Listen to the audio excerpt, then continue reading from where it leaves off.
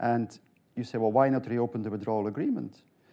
The ideas for reopening the withdrawal agreement are basically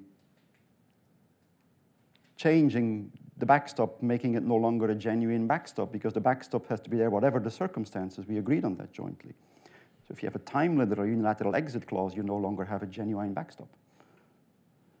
And so there's zero appetite in the EU27 to reopen that withdrawal agreement. But if you extend Article 50, you extend membership. Let's be very clear about that. So you extend also all the rights and obligations of membership. There is an obligation of membership is to organize European elections. I think we should not underestimate that we're still in this situation where we need to be very mindful and vigilant on the integrity of the single market. And so the whole discussion on reopening the withdrawal agreement also has to be seen in that context, I think. Which is also one of the reasons why it's then not possible. And I think everybody has made the calculation that yes, a no deal is more costly than the withdrawal agreement. But going on down on a slippery slope that would lead to damaging the integrity of the single market would be tremendously more costly. And so we've said this, and I've said this publicly a year ago, I think, in this town, that the cost of no deal will never be higher than the cost of disintegrating the single market. So I don't see any punishment in the political declaration, which leaves all the options open. So okay, but it's been a rather fact-based process, I think, from on our side. But these 2 years have been a bit of a case Brexit by study. itself, I would say, don't try it at home. Yeah.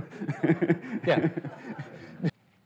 We cannot draw lessons, though, from people who are against sharing sovereignty, right? Because that's our DNA. And we cannot draw lessons for people who say we would like to restrict free movement of people, because we're proud of having achieved free movement of people with transitions and derogations now and then, but it's there. And so we're not going to restrict that. And that's hence comes back to the 4 indivisible freedoms. Do you think ultimately the EU is better off without the UK? No. Not even this UK? If I turn this on its head, would you be really, really happy if we had another referendum and voted by 51 to 49 to stay? Would you welcome us then? You're going to change the name into Europe in a changing UK. It's more of a brand than a name, I like to say. That bit won't be on the video when it goes on our website. No, it's not better off without the UK. The single market goes from 500 million to 440 million consumers. So UK is a United Nations Security Council member, veto. G8, large economy. In financial regulation, an influential regulator. So has global reach in many different ways. So you cannot say that this is somehow a win situation for the EU. So it's a lose-lose situation, as you always said. Having said that, with the UK no longer a member, there's certain things that the EU can do which were probably not possible before.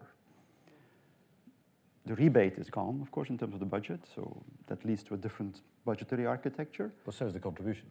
Ah, yes, that's yes, but okay, we're talking about a rational revenue structure. That's, and the defense issue. I think if it goes through, the next budget will finance defense capabilities, structured cooperation on defense, and all the rest of it. Sure, there will be bilateral cooperation, EU member states, UK, and NATO, and all the rest of it, but I'm not sure how the UK would have positioned itself in that context in terms of stronger defense identity of the EU.